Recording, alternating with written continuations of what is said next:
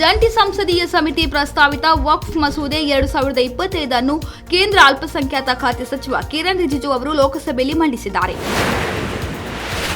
2024-25ರಲ್ಲಿ ಭಾರತದ ರಕ್ಷಣಾ ರಫ್ತು ದಾಖಲೆಯ ಗರಿಷ್ಠ ರೂಪಾಯಿ 23,622 ಕೋಟಿಗೆ ಏರಿದ್ದು ಹಿಂದಿನ ಹಣಕಾಸು ವರ್ಷಕ್ಕಿಂತ ಶೇಕಡಾ 12.04ರಷ್ಟು ಬೆಳವಣಿಗೆಯನ್ನು ದಾಖಲಿಸಿದೆ ಎಂದು ರಕ್ಷಣಾ ಸಚಿವ ರಾಜನಾಥ್ ಸಿಂಗ್ ಹೇಳಿದ್ದಾರೆ.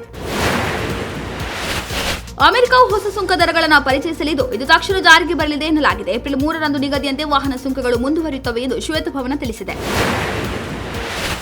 ಘಿಬ್ಲಿ ಟ್ರೆಂಡ್ ಹೆಚ್ಚಾಗುತ್ತಿದ್ದಂತೆ ಇತ್ತೀಚೆಗಷ್ಟೇ ಸೈಬರ್ ತಜ್ಞರು ಈ ಬಗ್ಗೆ ಎಚ್ಚರಿಕೆ ನೀಡಿದ್ದಾರೆ. ಇದೀಗ ಈ ಬೆನ್ನಲ್ಲೇ ಪೊಲೀಸರು ಕೂಡ ಸಾರ್ವಜನಿಕರಿಗೆ ಎಚ್ಚರಿಕೆ ನೀಡಿದ್ದಾರೆ.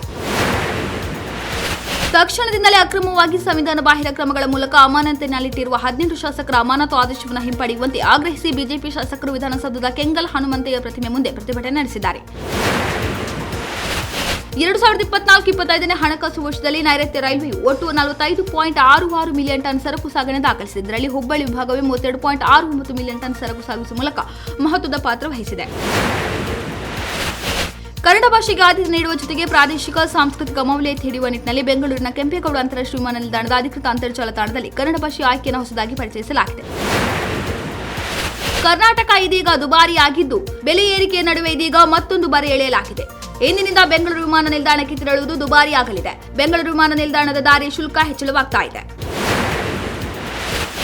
ಹೈದರಾಬಾದ್ ಕ್ರಿಕೆಟ್ ಅಸೋಸಿಯೇಷನ್ ವಿರುದ್ಧ ಕಿರುಕುಳ ಆರೋಪ ಮಾಡಿ ಎಚ್ಸಿಎ ವ್ಯಾಪ್ತಿಯಿಂದ ಹೊರನಡೆಯುವುದಾಗಿ Indian Premier League franchise Sunrisers Hyderabad ತಂಡ ಬೆದರಿಕೆ ಹಾಕಿದ ಬೆನ್ನಲ್ಲೇ ಎಚ್ಆರ್ಜೆ ಜತೆ ಎಚ್ಸಿಎ ಒಪ್ಪಂದಕ್ಕೆ ಬಂದಿದೆ. ಟಿಕೆಟ್ಗಳು ಮತ್ತು ಪಾಸ್ಗಳ ಹಂಚಿಕೆಯಲ್ಲಿ ಬಿಸಿಸಿಐ ನೀಡಿರುವ ನಿಯಮಗಳಿಗೆ ಬದ್ಧ ಎಂದು ಎಚ್ಸಿಎ ಹೇಳಿದೆ.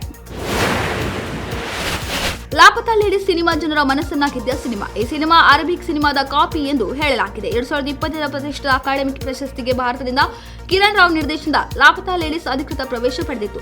ಲಾಪತಾ ಲೇಡೀಸ್ ಸಿನಿಮಾ ಬುರ್ಕಾ ಸಿಟಿಯನ್ನ ಕಾಪಿ ಮಾಡಿದ ಆರೋಪಗಳನ್ನು ಎದುರಿಸ್ತಾ ಇದೆ. ಈ ಸಿನಿಮಾದ ಮೂಲ ಐಡಿಯಾವನ್ನ 2019ರ ಫ್ರೆಂಚ್ ಅರಬಿಕ್ ಕಿರುಚಿತ್ರ ಬುರ್ಕಾ ಸಿಟಿಯಿಂದ ತೆಗೆದುಕೊಳ್ಳಲಾಗಿದೆ ಎಂದು ನೆಟ್ಟಿಗರು ದೂರುತ್ತಿದ್ದಾರೆ.